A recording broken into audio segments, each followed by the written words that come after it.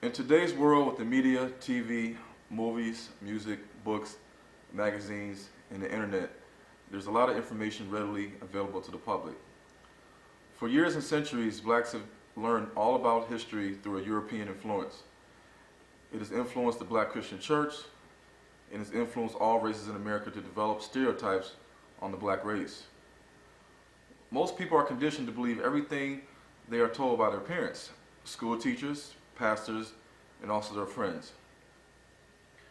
We're also programmed to believe everything we see on TV. But what if everything we've been told is a lie? What if our history is a lie, or a half lie, or a half truth?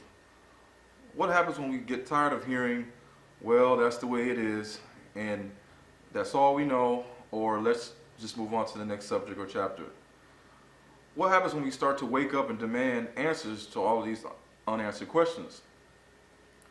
Satan and the powers of this world do not want us to wake up. America does not want an informed people, especially an informed black race. What's even worse is that they do not want an informed, educated, fed up, and unified black race. In this DVD documentary series, I'm going to go into depth, revealing our history using biblical facts and historical actual facts from many, many years ago. I'm going to expose some of the lies we have been fed and uncover the truth. Once I explain our history, I'm going to correlate it to how it's affecting us, meaning the black race, right now, today, in America, and even the world. You will begin to wonder and say, I wasn't crazy after all. And it has to be a reason as to why blacks have been suffering for what seems to be an eternity. Hopefully, after I connect all the dots, exposing all the lies, deceit, and agendas that Satan has used to destroy blacks using other races, you will finally see how it all makes sense. Someone once quoted, "A lie cannot live forever." Well, this person was correct. So get ready to have the very foundation of what you've been taught all these years shaken by the truth. After you've seen and heard what I have to show, I guarantee that the way you think will never be the same. The truth shall set us free. All right. So this is the presentation, Last Days, Hebrews to Negros. Now, this presentation is much needed today. A lot of people, they are basically, how to say it, in darkness. A lot of people are asleep to what's going on behind the scenes, and a lot of stuff we've been taught as children, we just take that and run it as this as truth.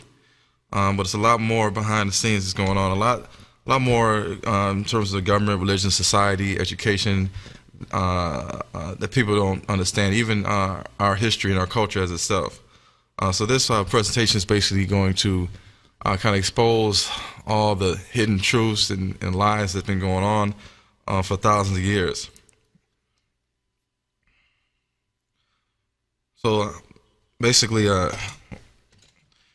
right now, it's time to get ready to learn the hidden truth of what's been kept from us for all these generations. This presentation is like no other presentation you have seen. Are you ready to have your mind blown? It's time to open your eyes to see things from a different perspective. All I ask is that you keep an open mind just for yourself after you have seen everything. So the question I'm asking is can you really handle the truth?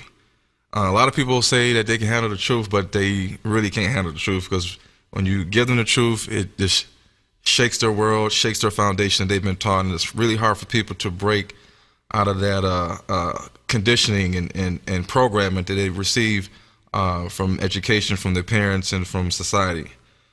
But Obama says, yes, we can. Yes, we can handle the truth, so let's go. So right now, the question people need to ask themselves is, do they want to continue to have trick knowledge, or do they want the truth? So you got to choose which one you want.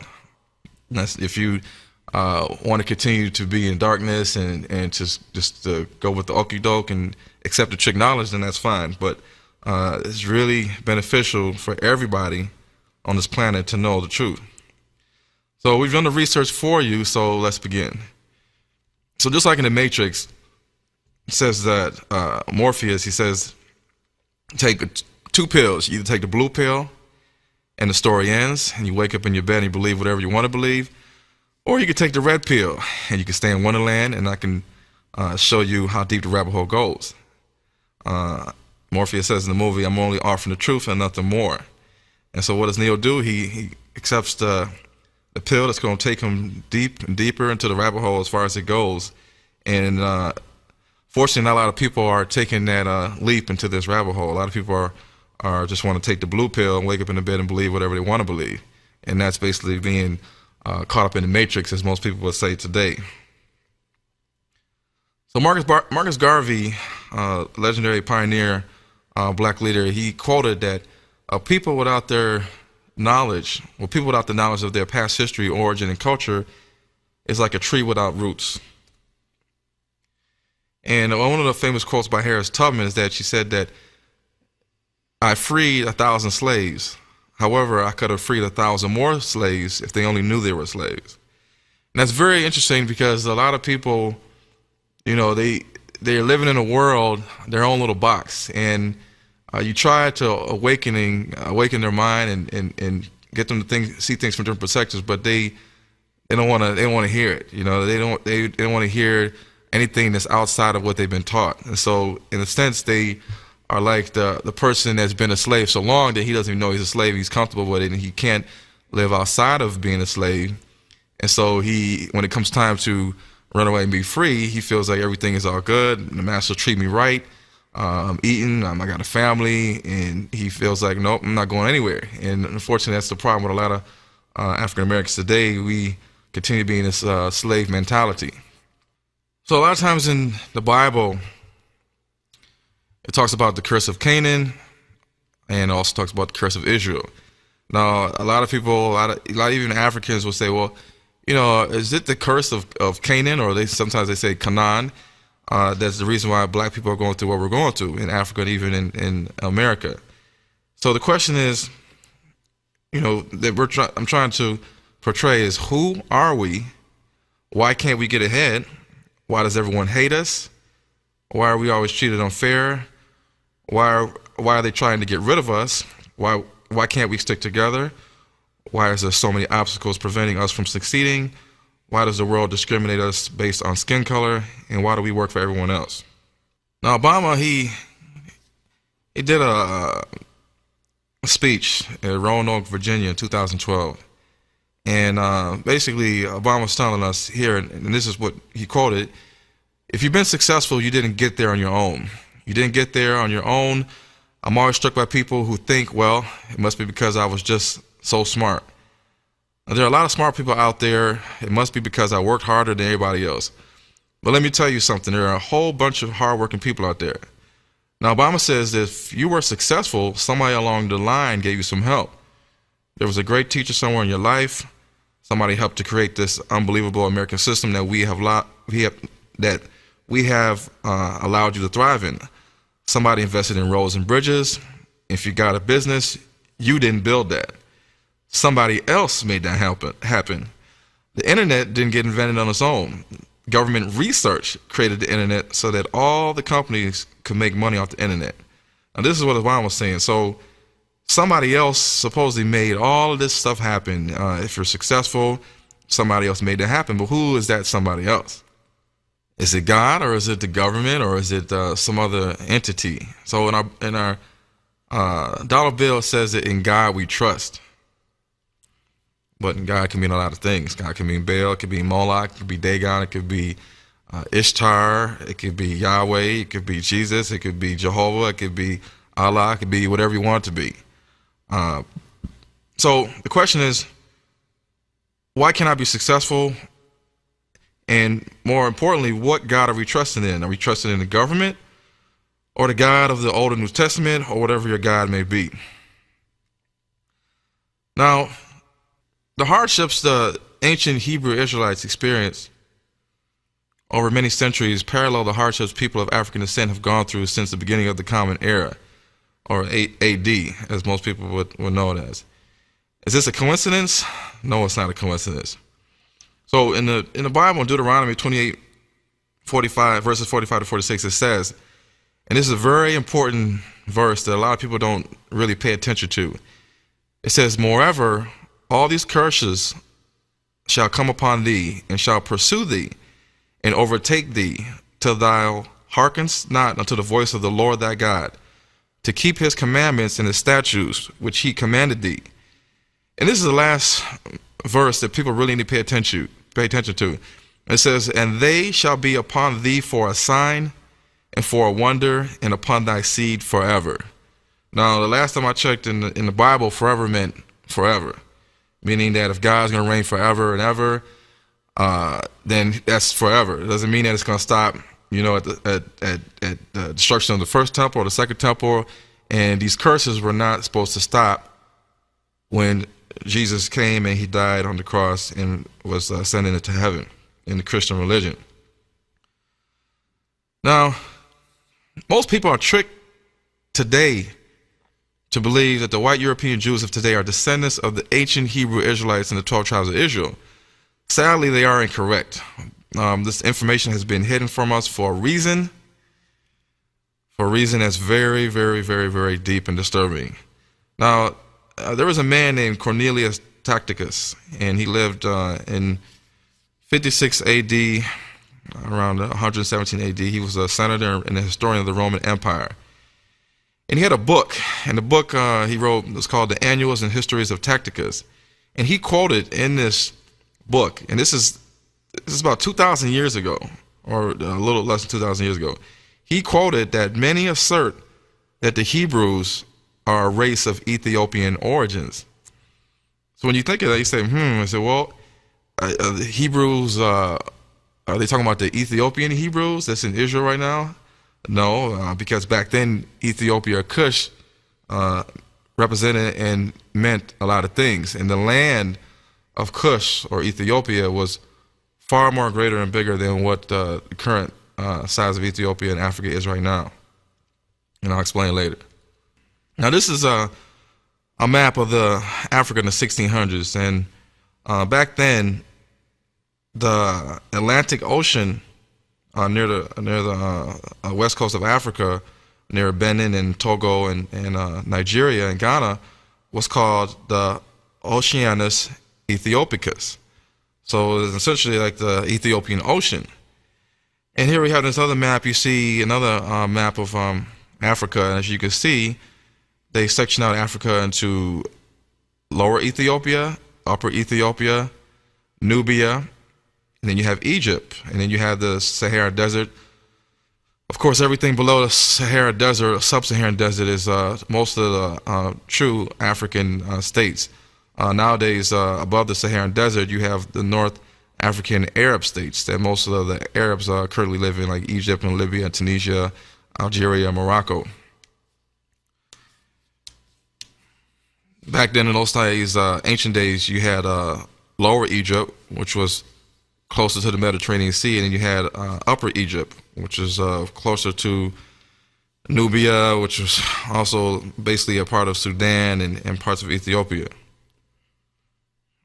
Now here we have a slide of the Ethiopian Nubians, and as you can see, they were dark-skinned people with earrings, just similar to Africans in Africa and African Americans today.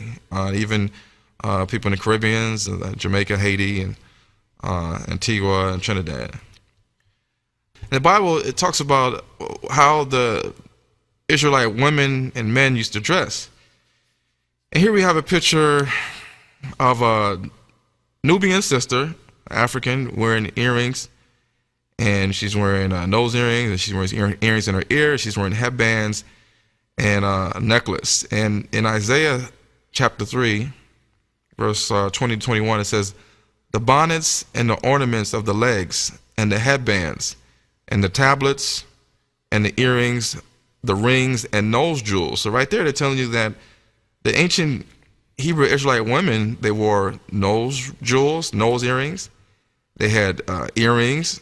They also had headbands and ornaments of the legs. Now, even to this day in Africa, you will see Africans and even African Americans with nose earrings and headbands and and necklaces and bracelets and even leg bracelets. And these are all from the culture of Hebrew tradition. Even the Indians, even also another race of people that also have wear earrings and nose jewels and headbands, and they're also people of color. Now, this is just showing some ancient history. Back then, there was a pharaoh, and you have to excuse my pronunciation. A lot of these ancient words can be pronounced different ways, but there was a man named Taharka, and he was a pharaoh of the ancient Egyptian 25th dynasty from 690 BC to 664 BC. And he was also the king of the kingdom of Cush in Nubia, which was located in northern Sudan. He reigned in the Egyptian 25th dynasty as pharaoh of Egypt. And as you can see here on the slides, he's definitely a black man with the wide nose and the full lips and the brown skin. And here we have another slide of Pharaoh Taharqa, founder of the Kushite Empire. And you could spell Kush with a K or with a C. Here's another picture of King Taharqa representing the Sphinx, just like in Egypt, with the snake. Here we have a picture of the Sphinx at Luxor, Egypt, and as you can see, here's some more pictures of the Sphinx, just like the king of Nubia had. And as you can see in the background, you see the obelisk, which is, I'll explain that later in the slide. And here we have another king of Kush, Nubia, King Kashta. And King Kashta, as you can see at this slide, he's a black man, and he has the same crown and headdress as the ancient Egyptians, with the snake right above the temple, right above the forehead, above the nose, just like King Tut of Egypt over here to the right. And it's amazing how everybody thinks of the Egyptians and the pharaohs are wearing these crowns with the snakes at the top of the head, but they were also doing it in Ethiopia, Kush, and Nubia too as well. Now, there's a fact that there are more pyramids in Ethiopia, Sudan area, 223 in total, than there are in Egypt. So who influenced the pyramids all over the world? Because there's pyramids, in South America. There's pyramids in China, they reported. There's pyramids in Egypt and Sudan and in a lot of different places. There's pyramid type structures.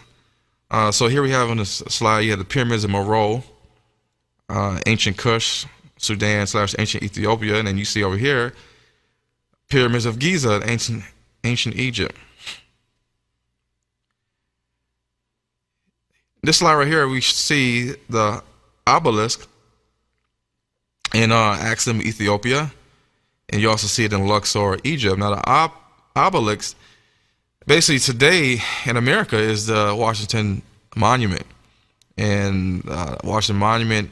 If you go there and you take a ride all the way to the top, in the elevator, you'll see a lot of Egyptian religious writings and symbolism inside of the elevator. And this also sits in St. Peter's Square in Vatican City, London City. It sits in Brazil. It sits in Israel, near the Israeli Supreme Court. It also is in Egypt. It's in Sudan, Ethiopia. So these obelisks are in a lot of places, and it talks about these obelisks in the Bible, which I'll explain later. So the question is, what was Ethiopia? Back then, the modern geographic name Ethiopia was confined to the country known as Abyssinia, an extensive territory in East Africa. In ancient times, Ethiopia extended over vast domains in both Africa and Asia. Now, there's a man named Sir E.A. Wallace Budge, and he said that it seems certain that classical historians and geographers called the whole region from India to Egypt, both countries inclusive, by the name of Ethiopia, and in consequence they regarded all dark-skinned and black peoples who inhabited it as Ethiopians. In addition, he said that Homer and Herodotus call all the peoples of Sudan, Egypt, Arabia, Palestine, and Western Asia, and India Ethiopians. Strabo was a Greek historian who lived 63 BC to 21 AD.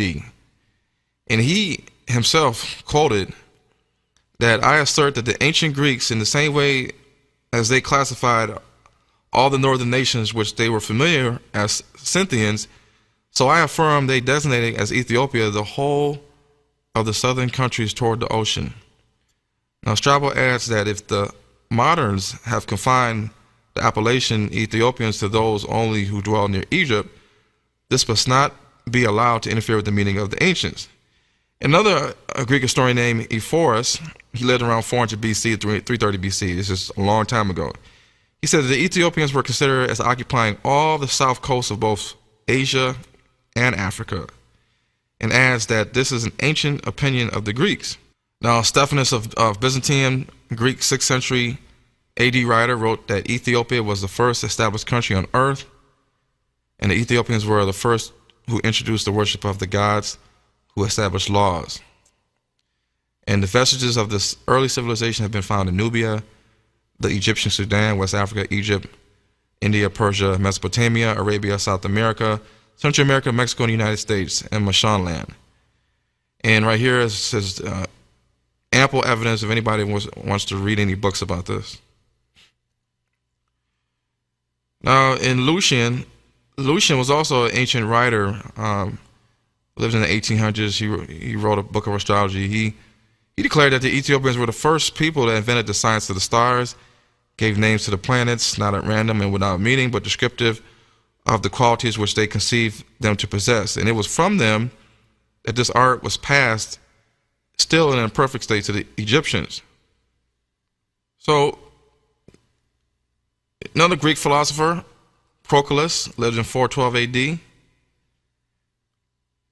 He quoted that we find the great nations of the world, both past and present, worshiping black gods. Then we logically conclude that these peoples are either members of the black race or that they originally received their religion in part from black people. Now, back in the day, the ancient Canaanites, Phoenicians, they worshiped the god Baal.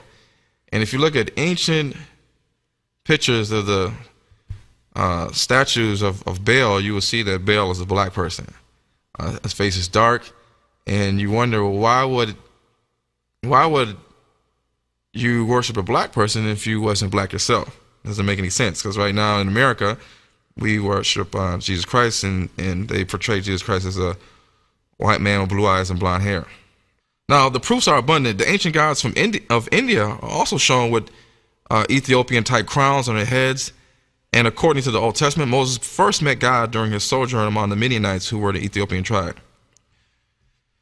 Now, getting back to the Hebrews, to Negros, it's recorded by many historians that in the year 65 BC, the Roman armies under General Pompey captured Jerusalem.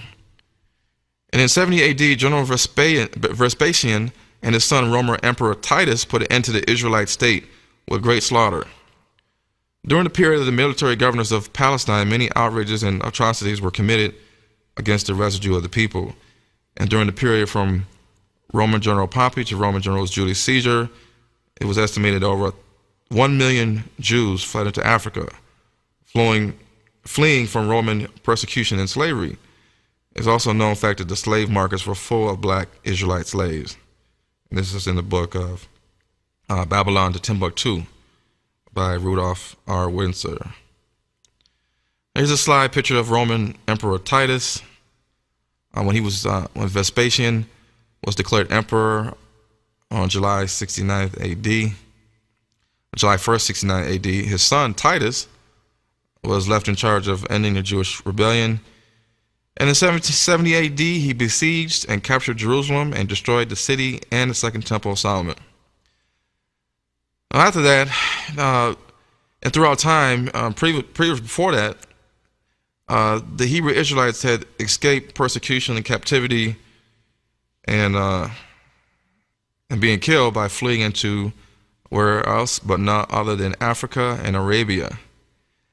And from Arabia, it went down into the bottom parts of Arabia, Yemen, where Yemen and Qatar and Oman right now, and a lot of times they crossed over the Red Sea over into Ethiopia, and they either traveled across Africa to West Africa, or they traveled down into South Africa. And from Africa, of course, as many people know it, the slave trade market took Africans or Hebrew Israelites dwelling in Africa, and they were black themselves, all across the world to be scattered into all the nations. Now, we, as African Americans and even blacks living in Jamaica and Brazil and Suriname and Guyana and Haiti and Dominican Republic, we describe ourselves as being from that land. I'm Haitian, I'm Dominican Republic, I'm Dominican, I'm from Brazil, I'm Cuban, I'm African American, but we really don't know who we really are. You know, all we know is that we are descendants from Africa, but in Africa there are a lot of different people. There were a lot of different descendants of Cush and Mizraim and Put and Canaan, and also the Hebrew Israelites. But the Bible says that, Deuteronomy 32 verse 26, that it says that God will scatter the Israelites. Now it says here, I said I would scatter them, the Israelites, into the corners of the earth. In parentheses, I would make the remembrance of them to cease among men.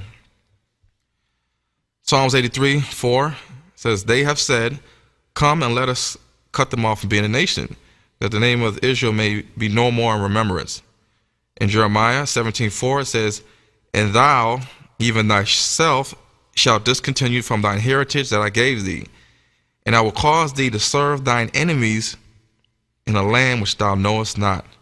For ye have kindled a fire in mine anger, and which shall burn forever. Now, in these three verses, it's saying that God's going to scatter the Israelites into the corners of the earth.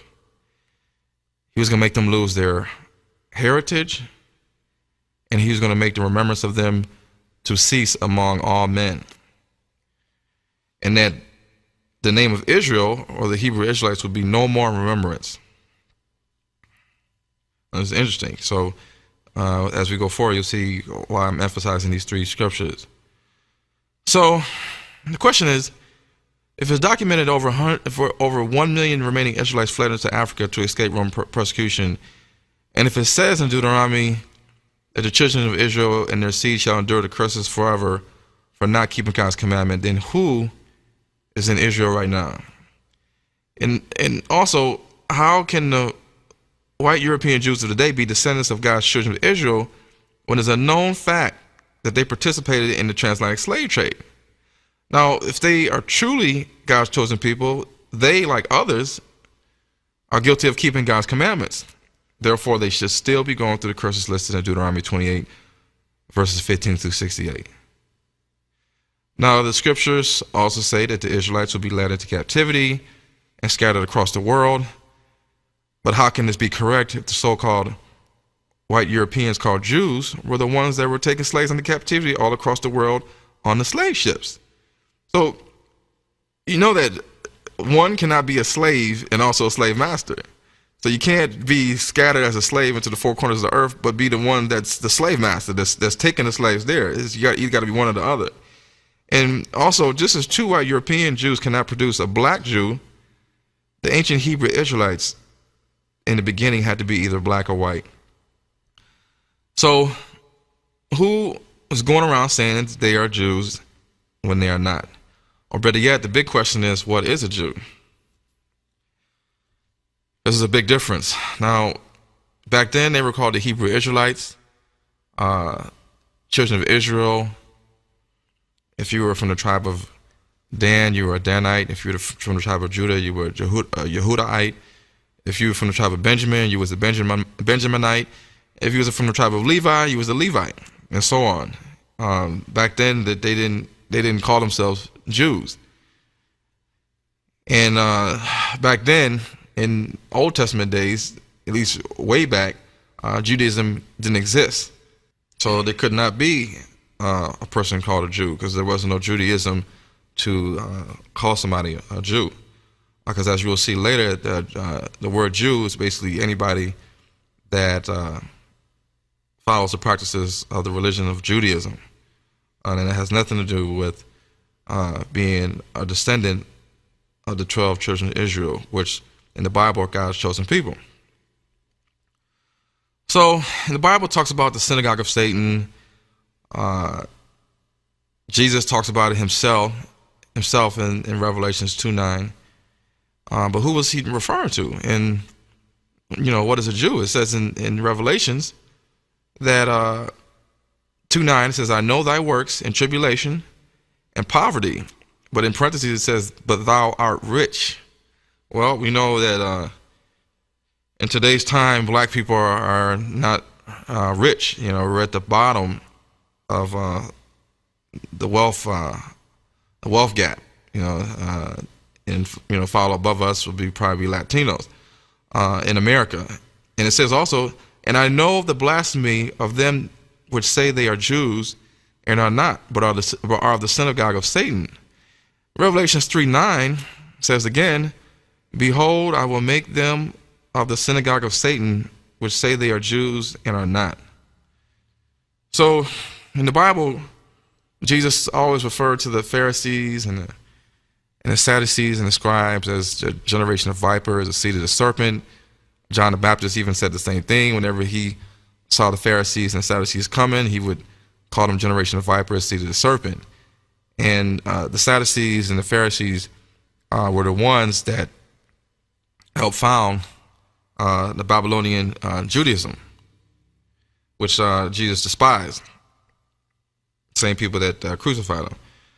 So what race of nation of people would knowingly call themselves Jews when they are not? Well, it's not black people. It's not the Arabs. It's not Asians. It's not Latinos. It's not Indians. So the only people that's calling themselves Jews right now are the European Jews.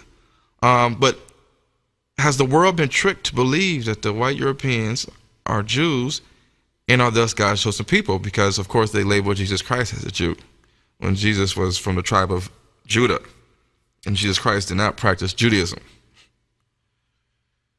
We will soon see who has been lying for all these years. Because as you will know, and you'll see later, that anybody back then in those times that converted to Judaism, whether you were a Roman or a Greek, or whether you were from Assyria, whether you were Edomite like King Herod, you were labeled a Jew. You practiced circumcision, and so the word Jew is misleading when people think about it. But we've been taught to believe that the Jews are God's chosen people in the Black Christian Church. Now let's see who hasn't been keeping God's commandments, because of course, based on the Bible, if the children of Israel didn't keep His commandments, then they were supposed to have these curses forever. And so, in Judaism rejects Jesus Christ as Messiah and God. This is in Exodus 20, verse 3. The European Jews killed and murdered thousands of black slaves during the transatlantic slave trade and during slavery. This is a violation of Exodus 20, verse 13. The European Jews committed adultery with the African female slaves, both young and old. This is in Exodus 20, verse 14. The European Jews did in fact steal Africans or Hebrew Israelites from their land to be forced into inhumane slavery. Of course, in the Ten Commandments says, "Thou shalt not steal." And the European Jewish slave masters did in fact bear false witness, which means lie, against the slaves repeatedly. This is why a lot of them were killed, just off of basic, simple allegations that they had were in the house, or they tried to talk to one of the white women in the plantation house, or if they supposedly were accused of having sexual relations with a white person. They were, whether they did it or not, they were hung and beat and killed. And the European Jewish slave masters did in fact covet the African male slaves, their wives. And the European Jews also helped manipulate the words of the Bible, which goes against Deuteronomy 4:2, Revelation 22:19, and Proverbs 30, verse 5 through 6. Most notably, they placed God's name with Lord, and they also labeled Jesus as King of the Jews, and also added and hid different books from different biblical canons of different nationalities. That's why everybody's Bibles have different number of books in it. The Catholic Bible, the Greek Bible, the Ethiopian Coptic Bible, the King James Bible, the Catholic Church Bible. All these Bibles have different number of books, and you ask, well, how do I know I'm getting the word inspired by God if things were kept out of this book and put in this book? So we have to look into that. So the question is, if the European Jews are God's chosen people, then why aren't all the 12 tribes of Israel in the Holy Land right now? And how come they don't possess the Ark of the Covenant? How come God allows them to have gay pride parades every year for the last 15 years in Jerusalem? How come God allows 3 major religions to worship their gods in Jerusalem, the Catholic Church, Islam, and Judaism? How come the land and borders that modern-day Israel possesses now is much smaller than the biblical borders that were promised to Moses by God in Numbers 34, verses 1 through 3. It is also smaller than the territory that was occupied by King David and King Solomon. And we know that God does not do things halfway. And shouldn't there be more black Israelites in Israel, knowing that the Israelites, who many attest were black themselves, intermarried with the ancient Egyptians, Ethiopians, Canaanites, and Libyans for thousands of years? And more importantly, who are they preparing to build the third temple in Jerusalem for, when in Revelations 21, verses 1 to 2, it says that a new Jerusalem is seen coming out of heaven for God to sit on the throne. So who is going to sit on this throne in this man-made Jewish temple? It's a big question people need to really pay attention to. So during Jesus' time, most of the children of Israel were already scattered and lost per the scriptures from their different run-ins with captivity and slavery and exile from the Egyptians, from the Assyrians, from the Babylonians, from the Persians, from the Greeks, the Romans. So after the destruction of the Solomon's Temple in 70 AD, the last of the real Hebrews had already been scattered into neighboring countries like Africa and Arabia. However, back then the face of Africa and Arabia was different because the Arab Islamic Empire didn't even conquer these areas until 600 AD. But Jesus himself predicted that the Israelites would be taken as slaves and scattered into all nations. He called the people who would possess Jerusalem afterwards Gentiles. Now, in the black church, we always taught that we are Gentiles, Latinos are Gentiles, everybody's a Gentile, except for the Jews that we see walking around in America and in Israel and all over the world. In Ezekiel 39:23, it says that the heathen, which is all the nations that are not Israelites, shall know that the house of Israel went into captivity, which is slavery, for their iniquity, because they trespassed against me. Therefore I hid my face from them and gave them into the hand of their enemies, so that they fell by the sword. So in Luke 21:24, this is Jesus' words himself, and it's in red, just like in the Bible. And it says, and they, the Israelites, shall fall by the edge of the sword. Back then they didn't have guns. And shall be led away captive into all nations. That's very important, because when it says to be led away captive, it means led away as a slave, but it says into all nations. And Jerusalem shall be trodden down, which means taken over, of the Gentiles. Gentiles of those who are not Israelites, until the times of the Gentiles be fulfilled. So when is the Gentiles' time of fulfillment? It's a big question. Nobody pays attention to this. If you go further, in Luke 21:25-27, Jesus explains it. He says, in these times there shall be signs in the sun, and in the moon, and in the stars, and upon the earth distress of nations, with perplexity, and the sea and the waves roaring, men's heart failing them with fear, and for looking after those things which are coming on the earth. For the power of heaven shall be shaken, and here comes the shaker. And then shall they see the Son of Man coming in a cloud with power and great glory. Now, folks, when you look at this last verse, it says that when these signs in the sun, the moon, the stars, the waves of the sea, people are going to be scared, the earth is going to be shaken, and then the Son of Man is going to come. This is the second coming of Christ. So according to the scripture that Jesus is talking about and prophesying, is that the Gentiles are still supposed to be in Jerusalem even until this day. Because as we know, the second coming of Christ has not happened yet. So if Jesus is saying this, that when he returns for the second coming is going to be the time the Gentiles will be judged and taken care of, who is in Israel now? Because right now we know that the Palestinians and the Gentile European Jews are in there right now. Now, there's a man named Ben Amin. He's a leader of the Black Hebrew Israelites. They're over in Israel right now, South Israel. And he quoted that the greatest conspiracy ever conceived in the minds of men was the creation of the national homeland for Jewish people.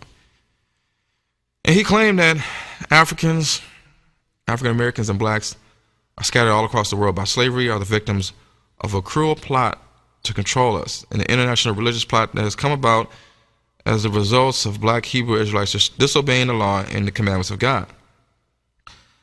Now, the enslavement of Africans by the slave trades is seen as punishment for straying from the religious path. And he also claims that the Palestinian and Arab population are not descendants of Ishmael.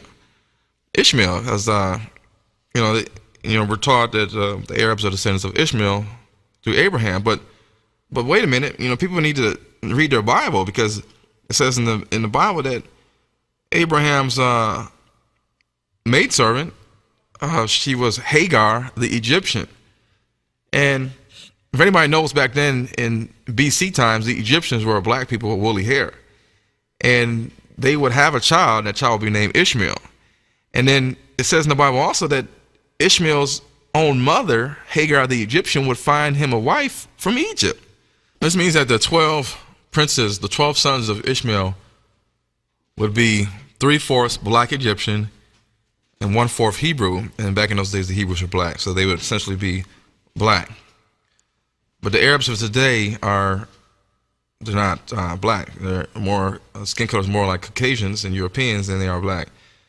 Now, he also mentioned that our studies and experience have shown that the present day inhabitants of this region are not the original people of the land. The majority of those today defined by modern historians of Arabs are veritably the descendants of the Greeks, Romans, Western, Northern European crusaders. And a lot of Arabs will tell you themselves that the reason why that their skin is white, and that sometimes they call themselves Caucasian Arabs, and that some people mistake them for Europeans in America, is that they have European blood. A lot of them do. A whole lot of them do. It's the reason why they're in desert countries, and it's 90 degrees, 100 degrees, and yet they do not get a tan. And we all know that people of color, people with melanin, can get tan. Even the lightest African American can spend one day on the beach in Miami and go back to the hotel and look at his face and see that he's gotten darker. That's just one day. One day in the weather in America. So we need to think about this thing. So in the Bible says that, of course, we talked about the Israelites being kicked out of Jerusalem, led into captivity. But how did they get there? Joseph and his brothers walked into Egypt 70 souls deep before later being enslaved by Egyptians. You can still walk today into Israel through Egypt, but you got to have papers, and you got to scale the Egyptian-Israeli border gate, which is almost impossible to do. Back then, it didn't exist. So going back to the Bible prophecy, Deuteronomy 28:68, the only way that the prophecy could come true of the Israelites being scattered into many nations, all nations, the four corners of the earth, the east, the west, the south, the north, is that they were taken there by way of ships, as stated in Deuteronomy 28:68. And this slide shows you the Israeli-Egyptian border gate, very high. The top goes in, so that means to keep people out. And then you have a border, just like the Canadian-U.S. border, and you will not get into Israel unless you have papers, or you pass the test, I guess.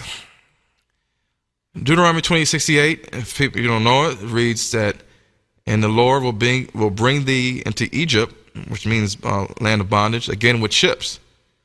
Now, in the Bible, why are we talking about ships in the Bible? Why are we talking about ships in Egypt, and Moses crossed the Red Sea, and nowhere in the Bible, really in the Old Testament, was talking about them people riding on ships. But it says, by the way whereof I spake unto thee, and thou shalt see it no more again. And there ye shall be sold unto your enemies for bondmen and bondwomen. Bondmen and bondwomen are slaves. And no man shall buy you. Now we're going to explain what Egypt and this no man shall buy you means. So how do we know that Egypt is speaking of bondage and not the land we know now called Egypt?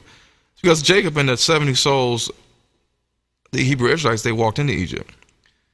They did not go back to Egypt again by way of slavery of ships, because the Bible doesn't tell us that the Hebrew Israelites went back into Egypt for a second run of slavery. It doesn't say that. It doesn't support that. And why would God deliver his children out of the hands of the Pharaoh with all the plagues only to deliver them back into Egypt?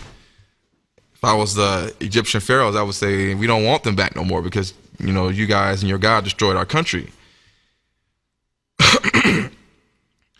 So, even under the captivity of the Assyrians and Babylonians, the Assyrians and Babylonians didn't put them on ships and say, we're going to dump you back off in Egypt. So right here, King James authorized Bible is kind of misleading us. And so the captivity, speaking of us being brought, black people being brought to the many nations that were being scattered to, like the Americas, the West Indies, even the Middle East and parts of the Pacific Ocean islands and other areas, as you will see. So in Exodus 22, it states this. It says, I am the Lord thy God, which have brought thee out of the land of Egypt, out of the house of bondage. So Egypt is synonymous with a house of bondage. And so when it says that they won't see it no more again, and they're going to be sold to the enemies for bondmen by women, and no man shall buy thee. Now, if you pay close attention to the end of this verse, it doesn't make any sense, but yet it's in our King James Bible. King James Bible that was authorized for us to have. He authorized that Bible for us to have. So I wonder if it's another version that wasn't authorized. But why would a slave be sold into his enemies for bondmen and bondwomen for nobody to buy them? So why would they put the slaves on a ship, ship them over to America, and they stand there and nobody wants to buy them? That doesn't make any sense. So why is the word there? Because back then, in Old English, the word buy is meant to say save or redeem. So in reality, the verse should say no man shall save thee or no man shall redeem thee. And redeem means to buy or pay off, to buy back or to clear a payment, to recover or to save. So this is basically showing you that the Hebrew Israelites are going to be scattered to the four corners, and that they will be sold, and that nobody will be able to purchase their freedom back. Nobody's going to bring them right back to Africa or to Israel. And this basically is foretelling what happened to the Hebrew Israelites then, and even what's been going on with people of African descent to this day. So it's evident that the black Hebrew Israelites were sold to slavery, that they were not saved, nor did they have their freedom bought back. But this was part of the punishment, the curses of Israel that God sent on them for not obeying his commandments for 1,000 years. Now, again, the slavery that happened with Africans, it fits the description of the curses to the T. That happened during the transatlantic slave trade, the Arab slave trade, and if you want to also add in the Indian Ocean slave trade, for over 1,000 years. But the Holocaust only lasted 12 years. And the Holocaust, they were already in the land. They were already in Europe, Germany, and all the places. So they didn't have to be rounded up on ships. They were already there. Now this is a slide picture of some Africans on an Arab slave trip. And as you can see, the majority of them are boys, are men. Another picture we see right here of the construction blueprint of the slave ships, where they had the slaves packed like sardines, inhumane conditions. But was the slavery foretold in the Bible that was going to happen, thanks to the Europeans and the Arabs in America? Because in Obadiah it says, chapter 1, verse 4 says, though thou exalt thyself as the eagle. Now the symbol of America and the nations of the Europeans is and always has been the eagle. The USA, Greeks, Romans, Spanish, even Germany under Hitler used the eagle as a symbol. And then it says in Obadiah, and thou shalt set thy nest among the stars. Now we see America, we have satellites in outer space, we land on the moon, and we also see that a lot of the Arab nation flags have a star and a moon. And that's interesting because they were the main races of people that were enslaving Africans or African Hebrew Israelites. So was this scripture foretelling the black Hebrew Israelites being enslaved under the Arabs, the Americans, the Europeans, the Romans, the British, the Spanish, the French, and the Portuguese? It's very interesting. As you can see on the slide here, you see many of the Arab flags, and a lot of them have stars, a moon, crescent, but the colors are pretty much the same. And as you can see, most of the Arab states are North Africa and the Middle East. Here we see the symbol of USA with the eagle, symbol of Nazi Germany with the eagle, symbol of Spain with the eagle, symbol of the Roman Empire with the eagle with two heads. So the slide right here talks about from Europe with love. Europe brought a lot of love to the major continents of the world: India, Africa, and the Americas. Remember, it was the Europeans that came and they colonized and dominated India. At that time, it was called British India. And when they left, they took a lot of the treasures and a lot of the historical information. They also interbreeded with the Indians. And Gandhi came and he had enough, and they retired. And then, of course, the Europeans, they came and they colonized almost every state of Africa. That's why you see Africans that can speak French. They got Africans that speak Portuguese. And you got the Dutch and the Germans and the British, French, the Spanish. It's just a whole melting pot of Europeans in Africa, and they're all having fun. And even the Arab states, but even in America, the Europeans influenced the colonization and the renaming of the lands. That's why people in Brazil, they speak Portuguese from Portugal, which is Europe. You have British Guyana and Spanish Guyana, you have French Guyana. They're all speaking different languages. You have Suriname speaking Dutch, and America speaking English, British America. So these are all clues.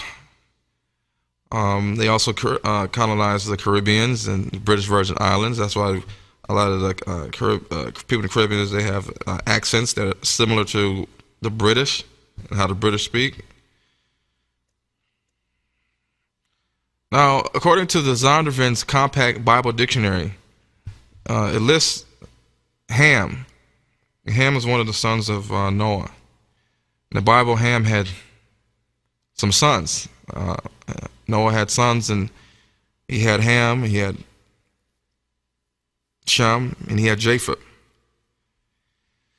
So it says here, the youngest son of Noah, probably born about 96 years before the flood, and one of 8 persons to live throughout the flood. He became the progenitor of the dark races. But it says here, not the Negros.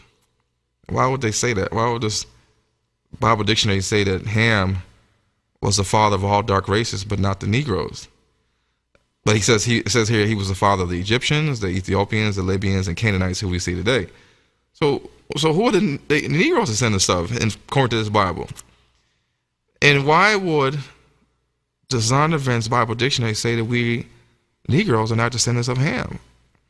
Well, we always taught that black people are descendants of Ham, because Ham means hot, burnt.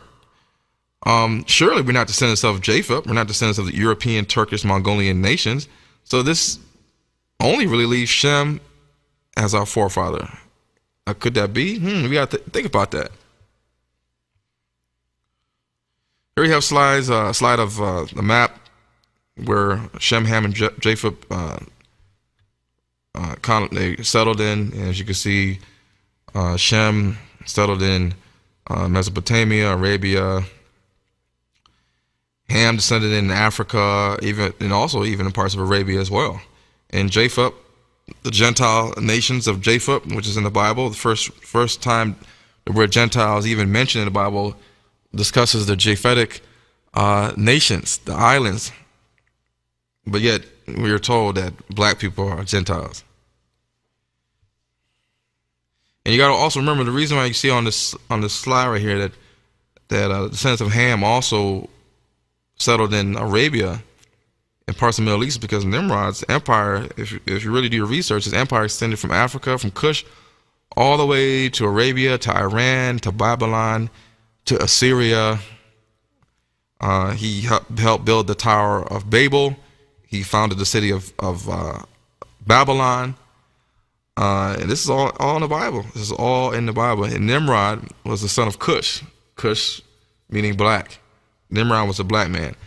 And in the book of Yashar and the book of Jubilees, it says that Nimrod and the descendants of Cush, they ruled at one point over all the sons of Noah.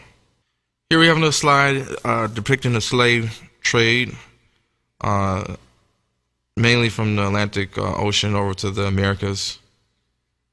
How blacks have been scattered, just like Bible prophecy, all over the world. Just like it says in Luke, and they shall fall by the edge of the sword and shall be led captive into all nations. So the slaves were also taken to Portugal and Spain. Back then it was called the Iberian Peninsula. And some people say that they were the first to enslave and persecute the Israelites, or the slaves, Africans that we're taught, that lived and once ruled these nations. But people don't know that there were so-called Negroes in Europe for centuries. And it's a picture of Spain and Portugal, which really is called back then the Iberian Peninsula, and France is above. Morocco is right down there at the south part of Spain. Now here's an interesting slide right here. It says that there are a few quotes from historians concerning the Jews in Spain and Portugal. Now, the author Waits says that an interesting graduation of all shades down to the black is exhibited by the Jews. Now, she says in her book, quote, especially dark were the Jews of Spain and Portugal. The Portuguese Jews were very dark, says co-author J.C. Pritchard. Now, the Duchess de Abrantes, which was, she's born 1784, died 1838. She was the wife of Napoleon's ambassador to Portugal. And she said, quote herself, in 1700s, that the Jew, the Negro, and the Portuguese could be seen in a single person. And this is in a book, Nature Knows No Color Line. And it says, so dark were the Jews, especially of Portugal and southern Spain, that many whites thought that all Jews were black or dark. Many of the Jews who were banished from Portugal by John II settled in the West Indies. John Bigelow, who visited Jamaica in the 1850s, saw the descendants of these Jews and said that they were Negroid. And this is also in the book, Nation Knows the Color Line. But the mystery is, how did these black Jews become misplaced, even to this day, by a group of white Jews, European Jews, call themselves the Sephardic Jews, as you will see further. And we gotta separate who was a Jew, meaning who was a black person practicing Judaism, versus an actual person that was from descendant from the tribe of Israel. So it's been said that when the Arab slave traders took slaves from West Central Africa and dropped them off on the Iberian Peninsula, that they referred to them as the people of the book, of the Yehudi, which means the children of Israel. So when I was doing research, they talk about the Arabs came and they took the slaves and they brought them to Spain and Portugal. They said, well, what do you have for us? And they said, well, these people on the ship, they call themselves the Yehudi. And the people was like, Yehudi, what does that mean? And they said the Yehudi means children of Israel, people of Israel, or children of Judah. And the Arabs also referred to them during this time of the slave trade as the people of the book. And we all know that the people of the book is the people of the Bible. And it's also said that the Europeans, the Khazar, which I'll explain later, the Khazar European Judaism converts, even African tribal chiefs and Arabs participated in the selling of Hebrew slaves, as it was a big money maker back then. And the Hebrew Israelites were a black nation just as the other nations of Ham, the Ethiopians, the Egyptians, Libyans, and Canaanites. The curses of Deuteronomy 28 verses 15 to 68 foretold the Hebrews' long destiny of captivity. Even today, there are Africans who call African Americans or Negros the people of the book. This also applies to the Hebrew Israelites that were scattered to other nations and islands of the sea. Okay, so the Arabs knew who we were back in those days, even though back in those days we weren't called African Americans or Jamaicans or Haitians or Dominicans or Brazilians. They knew back then that we were the people of the book, the people that had on the slave ships that they were taken to the Iberian Peninsula, Spain and Portugal, and to all other countries of the world by way of the Arab slave trade. They knew exactly who they were putting on the ships. Now, in the Quran, the Holy Quran, it makes evidence of this. And if you read here in the Quran, 059.014, it says that they, meaning the Hebrews, will not fight you even together, except in fortified townships or from behind the walls. Strong is their fighting spirit amongst themselves. Thou wouldst think they were united, but their hearts are divided. That is because they are a people devoid of wisdom. And just like our Bible, we have different translations, like the New International Version, the King James Version, the Standard Version. Different people also had their versions of the Quran, as you see here with the different guys, Yusuf Ali and Pickthall and Sakir. The content of the paragraph stays the same, but the words may change a little bit, just like with different versions of the Bible. And so another verse in the Quran, it says, and those of the people of the book, meaning the Hebrews, who aided them, Allah did take them down from their strongholds and cast terror into their hearts. Some they slew, and some they made prisoners. So right here it's saying that the Muslims, under the guidance of Allah, they took down the strongholds of the Hebrews and cast terror into their hearts. Some of them they killed, and some of them they made prisoners, which is exactly what happened during the Arab slave trade. Now, this is all around early AD, probably around 600 AD, and afterwards, when the slave trade was going on at the time. And you got to remember that the Arabs that were doing the slave trade back in those days, they were not enslaving races of white people. They were not enslaving races of white men, European men, and putting them on ships to be dropped off in parts of Europe like Spain and Portugal and the Middle East. We all know this by doing the research on the Arab slave trade. So therefore, the only people they were talking about on the slave ships, called the people of the book, had to be African descendants or people from the continent of Africa that were known as the Hebrew Israelites, and this is the reason why they call them the people of the book. Now, also in the Quran 033:27, it says, and he made you heirs of their lands, their houses, and their goods, and of a land which ye had not frequented before. And Allah has power over all things.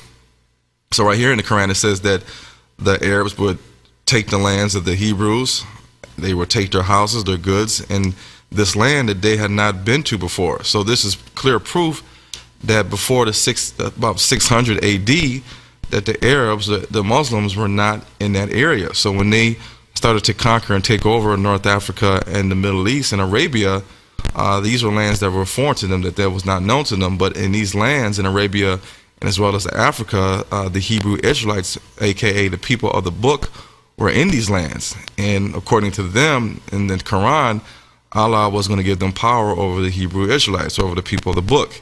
And this is documented in the Quran.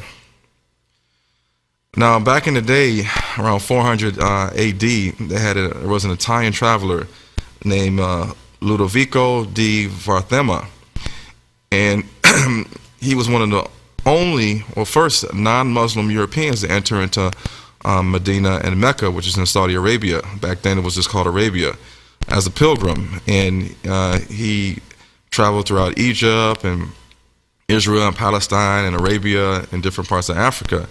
And so he wrote a book of his own accounts of his life and where he had been to, talking to the people of the land, in his itinerary of De Luducio de Varthema. And he published it in Rome around 1510 AD. Now, in his account, he talks about the Jews that he found in the mountains of Arabia, in the Hijaz Mountains, the Higaz.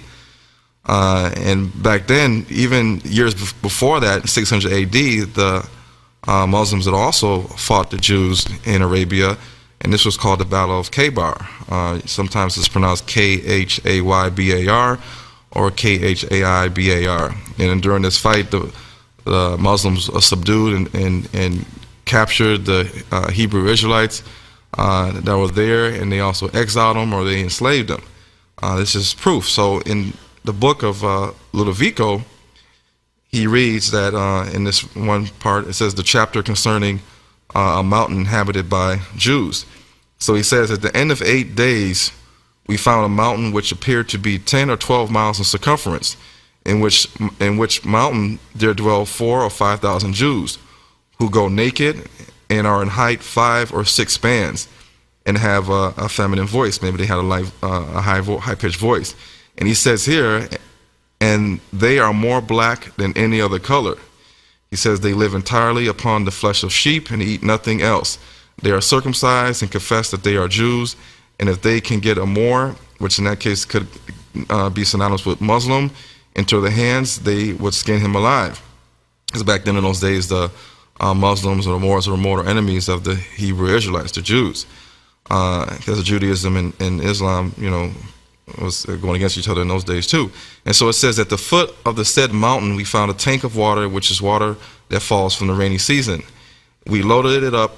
We loaded the water on top of 16,000 camels, whereas the Jews were ill-pleased, and they went about that mountain like wild goats, and on no account would they descend into the plain, because they are mortal enemies of the Moors. Now again, in here when they describe the word Moor, the word Moor could mean Muslim, Arab, it could be your typical Caucasian, European-looking Arab, or it could be possibly even a black Moor.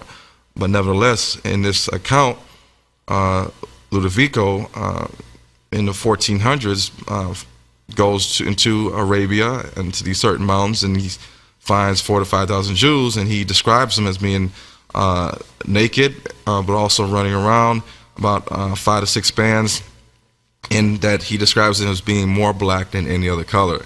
Now, if the Jews, the European Jews, were in Arabia at that time, and they were not black, he would have described them as being white. But instead, he made emphasis on the point that they were black, and this is in 1400 AD, a little before the transatlantic slave trade started. But you got to remember that the Arab slave trade went on from early AD, 600 AD, maybe earlier, all the way until the 21st century. And so this is clear proof that the Arabs, when they were calling the slaves on the slave ships, the people of the book, that they knew exactly that they were a people of color and they were black, as evident and marketed by different people, especially Mr. Ludovico, the Italian traveler. Now, we got a couple friends. They themselves work around Africans from different countries like Nigeria and Ghana, and they themselves have asked the question, well, who do you guys say we are over here in America? What do they call us? And the ones that do know, they say, well, we refer to you guys as the people of the book. You're a lost people, the children of Israel, and you don't know your heritage, and that's who you guys are. But not everybody knows this, and it's mind-blowing. Why not? Now, there were hidden clues that were given about this, but you really got to do the research. You really have to be shown this to find this out. Now, there was a French slave port named Ouidah. I'm sorry for the pronunciation. Spelled Ouidah, as you can see on the slide. And it was a French slave port on the west coast of Africa, used in the slave trade in a city now in modern-day Benin. Benin sits between Nigeria, Togo, and Ghana. And Ouidah is hard to pronounce, and in French meant Judah. Now, why would the French and the Portuguese name a slave port Judah? Now, perhaps the slaves being sold there were actual children of Israel from the tribe of Judah, because I'm sure they didn't name the town after themselves. Now, the Portuguese, the English, the Dutch, and the French all constructed forts in the city to protect their interests in slaving. And when the Portuguese reached this town in 1580 AD, they called it Ajuda, Ajuda, which was another word for Judah. And, of course, the national language of this African country now is French, while others are speaking Fon and Yoruba. And as you can see on this map here, you can see right where it's at. It's right on the coastline of the Atlantic Ocean, a little small town in Benin, between Nigeria and Ghana. As we also know, the slave trade also was going on through Nigeria and Ghana. Anybody can go back to these countries and they can visit the slave ports and see the shackles and the place they would hold the slaves before the ships rolled up and were ready to put them on the boat. And here's a picture, it says right here, former slave market site, entrance fee. You can go there now and probably pay some money to visit and see and sightsee the slave market. And here in Ouidah, the slaves would walk down this area to get to the sea, and it's almost like they would get ready for a big journey. And it's kind of scary because when you look at it, it's like a big pillar, and right above the pillar on the the painting on the pillar, you see a whole bunch of slaves with chains on their wrists behind their back, all in line to get on the ship. And this is actually in Benin right now. And here's a close-up picture. It shows the slaves standing with their arms shackled and chains, all chained to each other so they can't run away. And here you see the ship in the background. And the name of this port in French was Judah. And people need to think and wake up. And yes, Africans enslaved Africans as well. The same way black Egyptians enslaved the black Hebrew Israelites and other black nations. Now, we know by looking in the ancient pictures of the Egyptians on the walls, we have never, at least I've never seen the Egyptians enslaving a race of white people. I've never seen the Egyptians standing in their positions of power with a group of people doing slave work, but white in appearance. Every time you look, it's always people of color.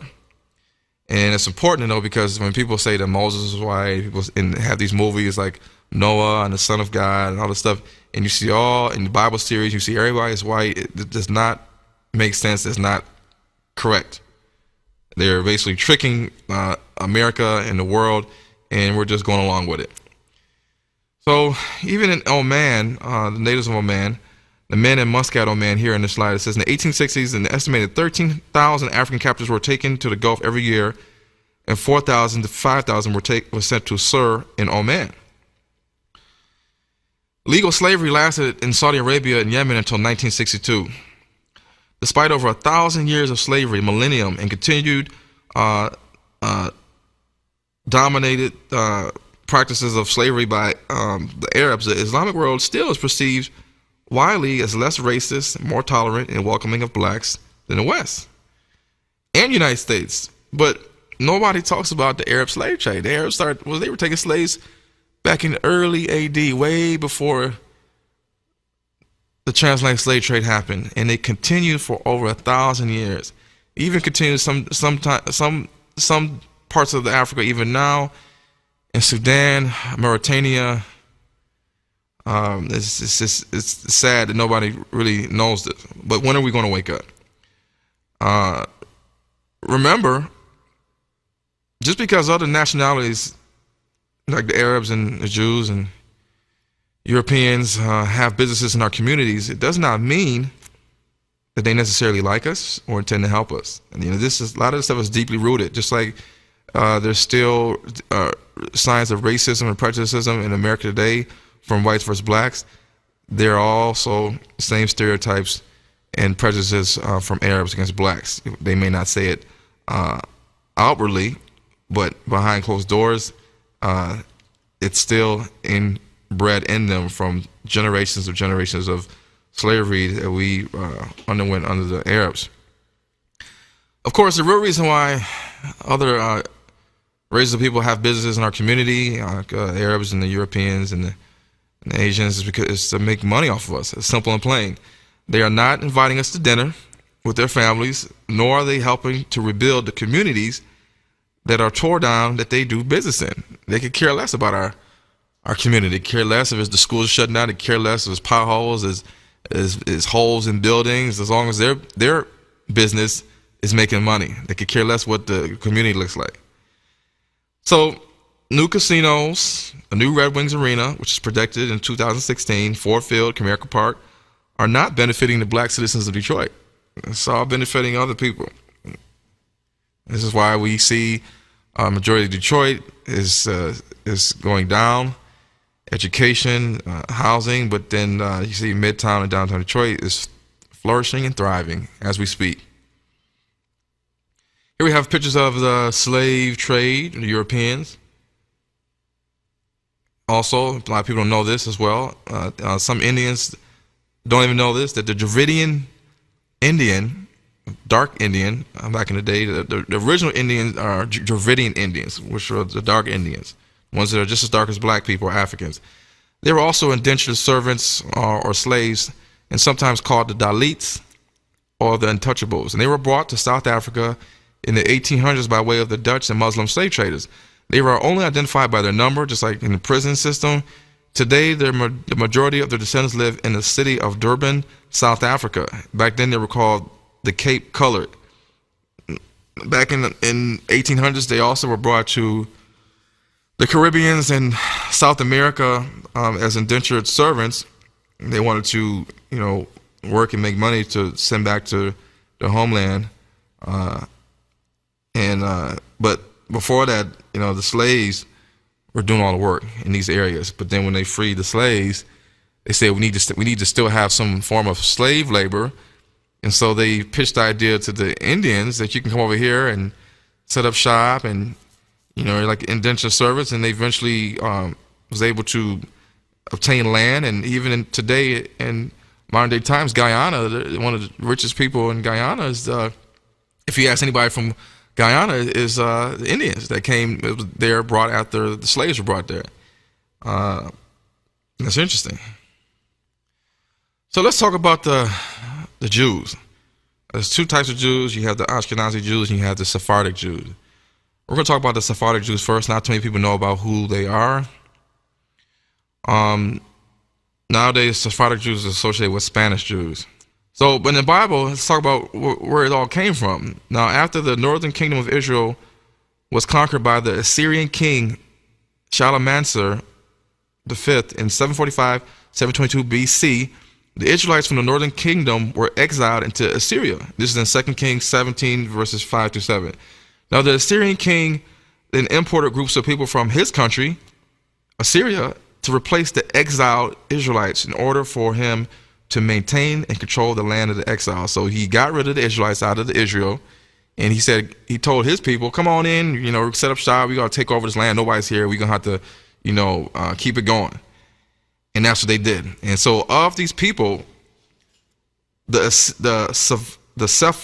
Sephardian people, excuse my pronunciation, were one of these groups, along with the Kuthites and the Arahites. And the word Sephardic comes from this word Sephardim people. In 2 Kings 17:24, it reads, for all those that want to see a scripture, it says that, and the king of Assyria brought men from Babylon, which is modern day Iraq, and from Cutha, which is modern day Iraq, and from Ava, which is over in that area, and from Hamath, and from Sepharvaim. Safar, you see the word Safar, the root Sephar with the Sephardic Jews, and he placed them in the cities of Samaria, which is northern Israel, instead of the children of Israel. And they possessed Samaria and dwelt in the cities thereof. So the scripture proves that the people calling themselves Sephardic Jews are not direct descendants of the children of Israel, but are descendants of the Assyrians with no real Spanish heritage, unless the people that call themselves Sephardic Jews are just people that lived in Spain and Portugal during that time, and they adopted Judaism. We have to make a clear distinction, and that's kind of hard to do, but most people will say that they're descendants of these people, and this is why they are the only people that can say that they lived in the land of the Middle East with the Arabs. Now, the Assyrians, along with the other Gentile nations, mingled with each other and the Edomite people. Remember, King Herod was an Edomite. All his family was Edomites. And Edom, or Esau, was the other brother of Jacob, was the children of Israel. So these Gentile nations mingle with each other, the Babylonians, the Edomites, the Assyrians, and the Edomites in particular, they migrated northward from Idumea, which was a field of Edom, after the 10 northern tribes of Israel were exiled during the time of the Assyrian captivity. Now, Adad and Anu were the ancient gods of Babylonia and were also the gods of these pagan Sephardim people. The Sephardim people, calling themselves Jews, were a mongrel people whose descent is directly a mixture of these Assyrian people group, Edomite blood, and perhaps a small remnant of the Israelites behind. This was back in thousands of years ago. The Edomites migrated into the land originally occupied by the northern kingdom of Israel, which will later be called Samaria, and also they went into the southern kingdom of Judah. So this religion, the religion of this area, also became of mixed character with diversity of people. This is in 2 Kings 17:24-41. But how do we know that the Sephardic Jews of the day are descendants of the Sephardim people in BC times? Like I said, maybe they are just Spanish, Portuguese blooded people who adopted Judaism. Then they associated the word Spanish or Spain and assimilated themselves to be descendants of a group of people called Jews that existed 1,000 years ago, just as the Ashkenazi Jews do to this day as well too, and we'll explain that later. So right now, the Sephardic Jews are the term referring to descendants of Jewish settlers supposedly originating from Israel, who lived in the Iberian Peninsula until the Spanish Inquisition. During the Spanish Inquisition, many Muslims and Jews were forced to convert to Catholicism and Christianity. The Spanish Inquisition was seen as an answer to the multi-religious nature of the Spanish society following the reconquest of the Iberian Peninsula from the Muslim Black Moors. After invading in 1711 AD, large areas of the Iberian Peninsula were ruled by Muslims until 1250, when they were restricted to Granada, which fell in 1482. Now, during the Inquisition, the Jews were persecuted and forced to Catholicism. Once this was accomplished, they were usually named Morenos, similar to the Spanish names for blacks, Morenos with an O, which was no different from being called a Negro. Now, the term Sephardic essentially has been linked now to Spanish. However, it comes from the root Sepharad, which was a biblical location from which the Sephardim people lived, as described in 2 Kings 7:24. This location, like I said, is linked to modern-day Babylon, Iraq, but Sepharad was identified by later Jews as the Iberian Peninsula. So they're starting to just put stuff in there. But as you'll see later, I mean, it still means Spain in modern Hebrew. That's what they'll tell you. And the Sephardic Jews speak Ladino. But as you will see later, the Sephardim people were not the children of Israel. So like I said, they were expelled in the 15th century. And this includes both the descendants of the Jews expelled from Spain under the Alhambra Decree of 1492, and for Portugal under the order of King Manuel I in 1497. And also the descendants of crypto Jews, people that are undercover Jews who left the peninsula in later centuries to the Americas, North Africa and Asia Minor, and the Middle East, the Philippines, and elsewhere around the world. And some of them stayed in the Iberian Peninsula.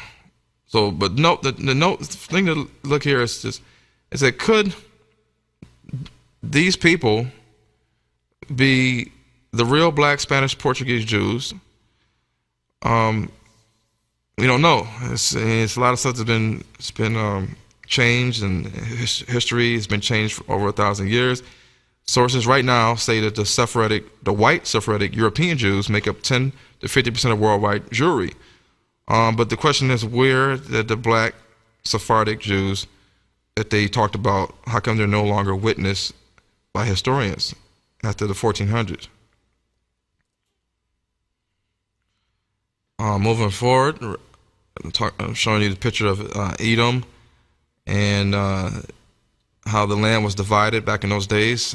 Edom was at the bottom, and you had Kingdom of Judah and Israel, because there were two houses, the house of Israel and the house of Judah, and then you had the Moabites and the Amorites, which was to the right. And during the time of Jesus, you still had a little remnant of Edom, or Idumea, which they called back in those days, and you had Judah.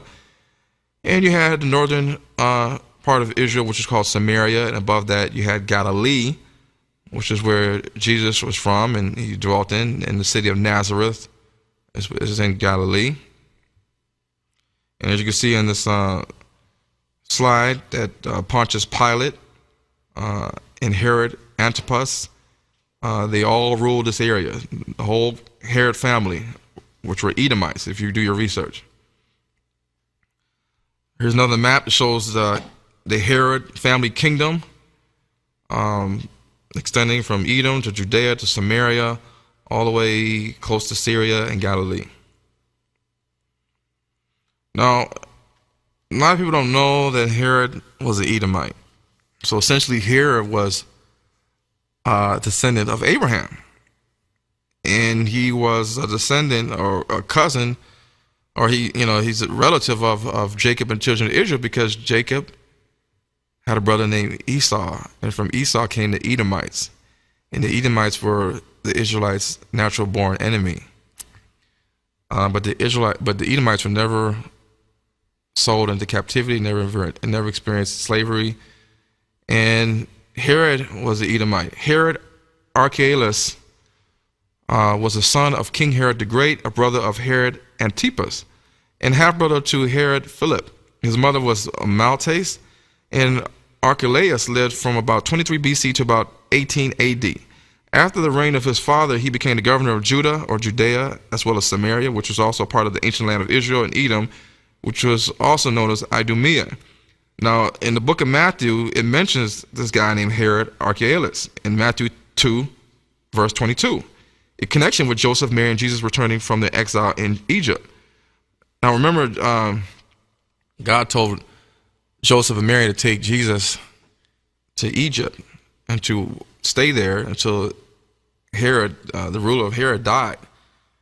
And, again, why would God tell Mary and Joseph to flee Herod? Because Herod was trying to kill all the males, the males that were young, like 1 or 2 years old, so that he can perhaps kill the Messiah. So why would God tell Joseph and Mary to hide in Egypt if Jesus and Mary and Joseph were white? It'd be so easy to go over there and find Jesus, because he would not blend in with the Africans and the people living in Egypt. So when old man Herod died, the son Archelaus was still ruling at the time, a part of that area. So Joseph feared Archelaus and didn't want his family to be anywhere near him. So instead of settling his family in Bethlehem, which was near Jerusalem, he chose to settle in Nazareth, which is a remote town way up in the northern part of Israel and Galilee, far away from where Herod Archelaus was at. So Matthew 2:19-22, it says, "But when Herod was dead, behold, an angel of the Lord appeared in a dream to Joseph in Egypt, saying, Arise and take the young child Jesus and his mother and go into the land of Israel, for they are dead which sought the young child's life. And he arose and took the young child and his mother and came into the land of Israel. But when he heard that Herod Archelaus did reign in Judea in the room of his father Herod the Great, he was afraid to go thither." That's a known fact that there were no real boundaries between Idumea and Judea in ancient times. Now, Idumea was right below Judea, just like Ohio was right below Michigan. Idumea was close in proximity to the land given to the tribe of Judah, and Simeon. During 100 BC, the Romans and Greeks were in control of Egypt and Judea in Israel. Less than 100 years after the destruction of Solomon's temple in 70 AD, John Hyrcanus I was a high priest and ruler of the Jewish nation of Judea Samaria. Now he was a Hasmonean Maccabean, parentheses, as he was the son of Simon Maccabeus. Now the book of Maccabees is in the Catholic Bible. It's in the Ethiopian Coptic Bible, but it's not in our King James authorized Bible. Now, I don't understand why they have 7 more books than we do. I'm sure King James, he knew about these books, but he decided that, you know, we couldn't have these books. And this is also a trick. So, he was a Gentile Jewish ruler that practiced Judaism. So John Hyrcanus was a Jewish ruler. They called him a Jewish ruler. Why? Because he practiced Judaism, but he was not of Hebrew Israelite stock. He was a Roman by blood with Greek names given to his children because his offspring was half Greek and half Roman. His wife was Greek. His son, Aristobulus, was a Roman/Greek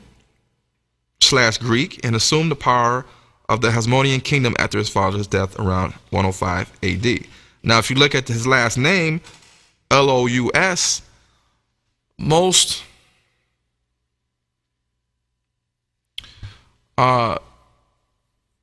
Greeks and Romans, you see the last name, you could tell that they're from Europe. And you have people, Metropolis and Opolis, you know, with the Lous on the end, you know that they are from Greece. You know that they're from Greece. So there's more even confirmation that he was not a Hebrew. He was a Greek/Roman ethnic stock that practiced Judaism. Therefore, he was called a Jew. He was the king, so they call him a Jewish ruler. So Judas Aristobulus had himself crowned king, taking the title Aristobulus I. In the single year of 104 AD that he reigned, he seized the Galilee region for Judah and compelled the inhabitants, many of whom were Syrian and Greek descent, to become Jews by converting to Judaism. But wait, there is more. Hyrcanus took also Dora and Marissa, cities of Idumea, and subdued all the Idumeans and permitted them to stay in the country, if they will only circumcise their genitals and make use of the laws of the Jews, which was Judaism. And they were so desirous of living in the country of their forefathers that they submitted to the use of circumcision and the rest of the Jewish ways of living, at which time, therefore, this befell on them, that they were hereafter called no other than Jews. So a lot of people back then in those days were called Jews because they adopted Judaism. This is a trick that they've used to cloak under the disguise that they're God's chosen people. Now, the Edomites were also Jews too. Paul even admits that Aristobulus was a Roman by expressing greetings to his household during his ministry in Rome. Remember, Paul was an apostle to the Gentiles. Paul, in the Bible, in the book of the Bible, says apostle to the Gentiles. So Gentiles meant the European nations. Paul was where? He was in Rome. He was in Turkey. He was in Greece. So in Romans 16:10, he says, salute, which is like greetings, appellis, approved in Christ, and salute also them which are of Aristobulus' household. So he's giving greetings in Rome to Aristobulus and his household because he was of Roman Greek stock, but he was a Jew because he practiced Judaism. He was not of the children of Israel, therefore he was still a Gentile. During his reign of Judea, Samaria, John Hyrcanus the first forced Judaism conversion on the Edomites. They were forced to get circumcised and were called Jews. But this is all written in the book of Maccabees. And it was also written by a Roman Judaism convert, Flavius Josephus, which was also a Roman, but they called him a Jewish historian because he practiced Judaism. And as you can see in a picture, you'll see that he is white and Caucasian, just like the Greeks and Romans in that time. Now, this is very, very, very mind-blowing that I was able to come upon. And Flavius Josephus, any Jewish rabbi knows who this guy is. He was an ancient Jewish writer, historian during the Roman Empire. He had access to a lot of writings, and he wrote about the Jews, and he kind of exposed who they are. And so he says here, that country is also called Judea, and the people are called Jews. And this name is given also to as many as embrace their religion. Their religion is what? Judaism. Though they be of other nations. So right then he's telling you that they are Jews because they embraced it. They embraced Judaism, and they came from other nations. It didn't matter. It didn't matter where you came from. You come from India and say, I practice Judaism, therefore, okay, you're a Jew. You live in Judea. You even double stamp with the approval that you're a Jew. Now, this is proof that the Jews in this time were simply Judaism converts from other nations like Greece and Rome. And then he goes on to say that, but then upon what foundation so good as Governor Hyrcanus, grandson of Matthias, patriarch of the Maccabees, a family, now this is a family of Judahite patriots of the second and first dynasties. He says that Hyrcanus took upon himself to compel these Idumeans or Edomites either to become Jews or to leave their country. Now, they said that he deserves great consideration, and he says, I suppose it was because they had long ago, the Edomites, had been driven out of the land of Edom and had seized on and possessed the tribe of Simeon. Now, he's saying that the Edomites had seized on and possessed the land, not the people of the tribe of Simeon. And they also possessed the southern part of the land of the tribe of Judah. And he says that it was peculiar. It was a peculiar inheritance because that they were the tribe of Simeon and the tribe of Judah. They were the worshipers of the true God that didn't practice idolatry. So this is the words of Flavius Josephus. He's admitting that the Edomites had converted to Judaism, became known as Jews. They, a long time ago, left their country, were driven out their country.